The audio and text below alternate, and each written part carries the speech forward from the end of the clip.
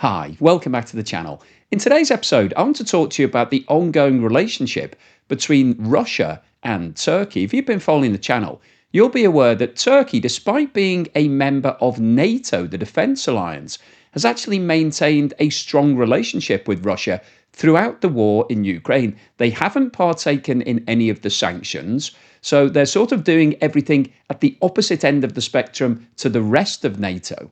And they've also been purchasing large quantities of oil and gas and coal and lots of other things from Russia. So the relationship has been maintained. And in fact, it's actually strengthened through the course of the last 3.5 years because Turkey's been able to get preferential deals because of the fact that Russia has been having to sell its fuel at a lower price and it needs as many buyers as possible. And Turkey's actually become the third biggest trading partner for Russia after China and India. So this has been a bone of contention throughout the whole of the war because as a member of NATO, you would have expected Turkey to be aligning with the West rather than maintaining its relationship with both sides.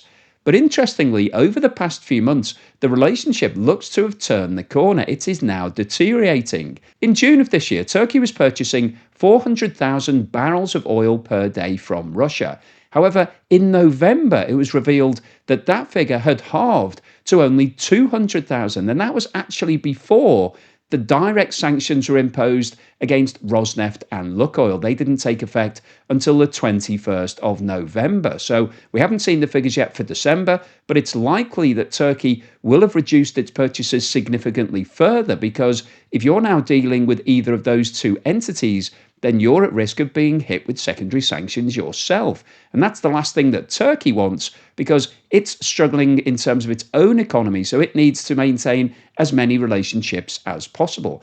And it's now been announced that President Erdogan is considering handing back all of the defense equipment that Turkey has purchased from Russia. And this has been a major problem in terms of the relationship between the USA and Turkey, so much so that the USA actually imposed some sanctions against Turkey following the purchase of the S-400 missile program from Russia. Now, before we get into the details on all of this, can I ask anybody that hasn't subscribed yet to please hit that subscriber button? And also, I wanted to tell you about the competition I'm running where you can win my beach house. I own a house close to one of the most beautiful beaches in the whole of England, in the southwest of the country, in Devon.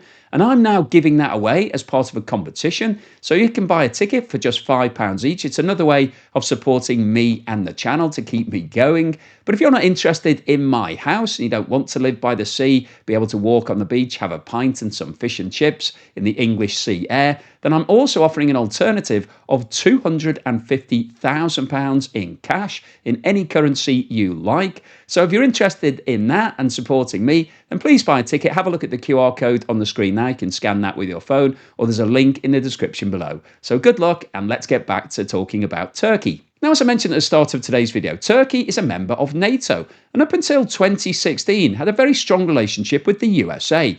It was a member of the F-35 jet fighter program. Now, this is a program that was introduced to replace the F-16 jets, and it started back in the 1990s as a joint strike fighter initiative and developed into the F-35. And there are a number of different tiers of partners. So we had the UK at the top, it's a tier 1 partner. Italy and the Netherlands were tier 2 partners. And then we had 5 tier 3 partners: Australia, Denmark, Canada, Norway, and Turkey.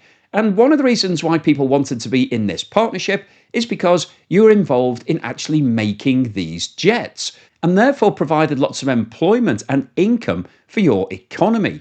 Turkey was actually given 400 different component parts as part of the program. And it was estimated that the long-term value to the Turkish economy of that deal was up to $12 billion. So this was a major coup from President Erdogan's point of view. But unfortunately, an actual coup back in 2016, whereby somebody attempted to overthrow his presidency, led to the breakdown of the relationship between the USA and Turkey. President Erdogan claimed that the individual behind that coup was actually resident in the USA, and so the relationship started to break down. And in 2017, Turkey started talking to Russia about buying its S-400 missile program. Now, it then went on to place an order for $2.5 billion worth of equipment, and that equipment was delivered in 2019. And as a direct result of that, Turkey was then ejected from the F-35 fighter program. So it no longer had all of that employment or the income, and it also was no longer able to buy those jets. So this was actually a major setback, not just from a political point of view, but also from an economic point of view, and damaged the Turkish economy. And the reason why the USA kicked Turkey out was because they said that having those two missile systems alongside each other, if the S-400 was sitting alongside NATO programs and the F-35 fighter jets, then there was a risk that Russia could start picking up intelligence and actually monitoring what was going on with regards to the NATO defence. So since 2019, when the USA actually imposed some direct sanctions against certain Turkish businesses, the relationship has not been good.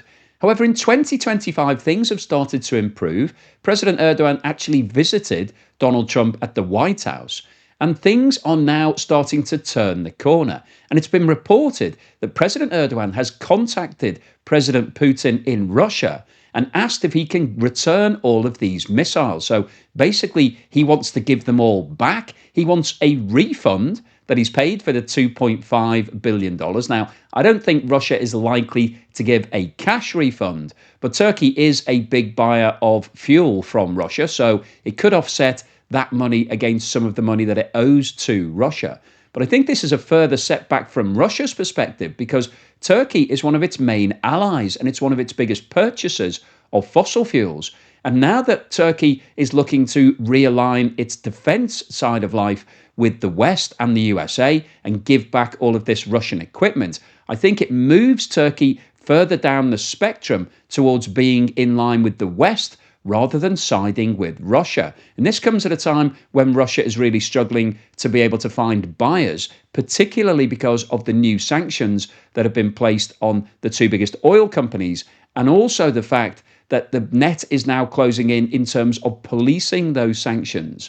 And I've also mentioned Ukraine is now targeting a lot of oil and gas infrastructure in Russia, particularly oil tankers. They've started sending drone attacks to commercial tankers, not just to military vessels. So things are starting to become more problematic from Russia's point of view. And the fact that Turkey is now deciding to give back all of this Russian equipment and ask for a refund really isn't going to help the Russian economy. So what's the summary and conclusion today? Well, I wanted to post this video because Turkey is one of the countries that I've been following for probably the longest period, because right at the start of this channel, I started making a few videos about China and Turkey. They went quite well, and here we are today. We've got hundreds and thousands of videos later.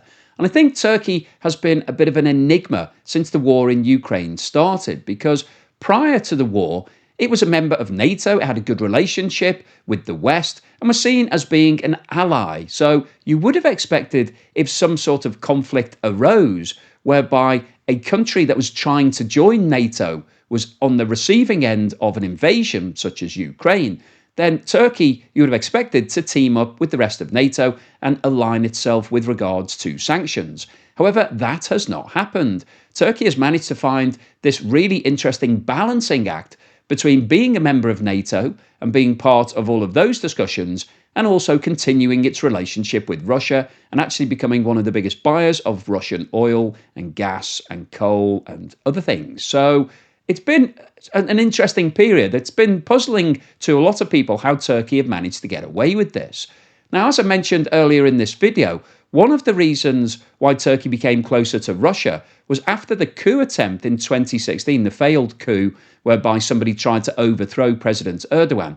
He believed that the West was supportive of the parties behind that coup, and so that moved him closer to Russia and more away from the West. And as a result of that, Turkey bought these missile systems, the S-400s, from Russia. They said at the time that they were struggling to get hold of Patriots and long-range missiles. They couldn't buy them cost effectively, and so Russia was offering them a very good deal, and so Turkey decided to take it. But as a direct result of that deal, Turkey was then ejected from the F-35 fighter jet program, and it had actually been one of the partners, so it wasn't just a potential buyer of those jets, it was actually involved in making them. So 400 different components have been given to Turkey. That created lots of employment, lots of industry. And these are long-term contracts. When you're talking about defense systems, you may be on that for 10, 15, 20 years. So this is long-term guaranteed employment, whereby you're going to be paid by all of these nation states who are buying the jets. So